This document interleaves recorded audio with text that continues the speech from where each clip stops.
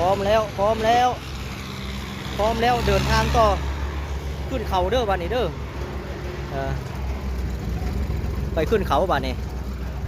อึ๊บไป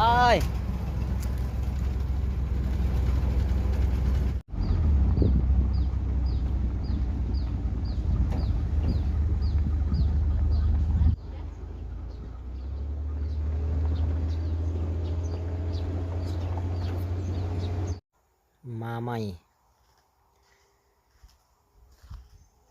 น้องใหม่เด้อ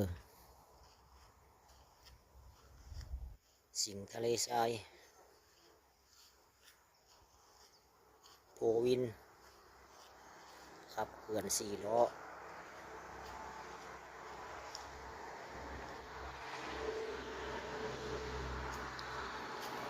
ทั้งหน้าทั้งข้าง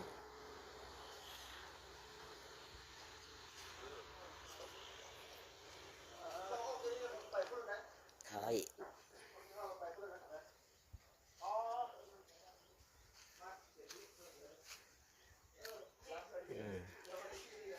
ข้างซ้ายเอามาเบิ่งทางในแน่น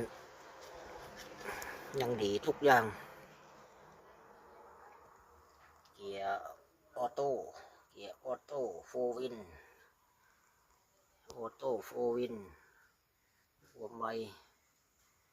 140 กิโลเมตรต่อชั่วโมงประตูยังแน่นส่วงล่างดีใช้งานปกติ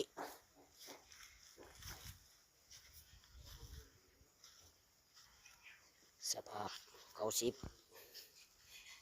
เอามาเบิ่งประตูหัว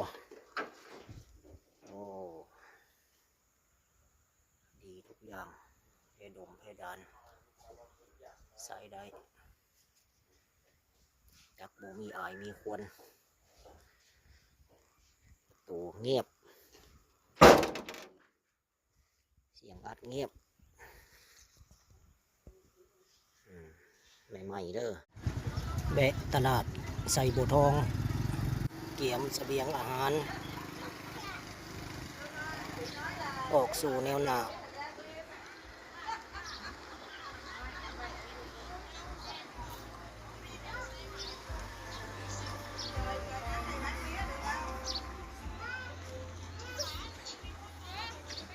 ยังใช้เวลาอีก5 ชั่วโมงจึงถึงจุดหมายปลายทาง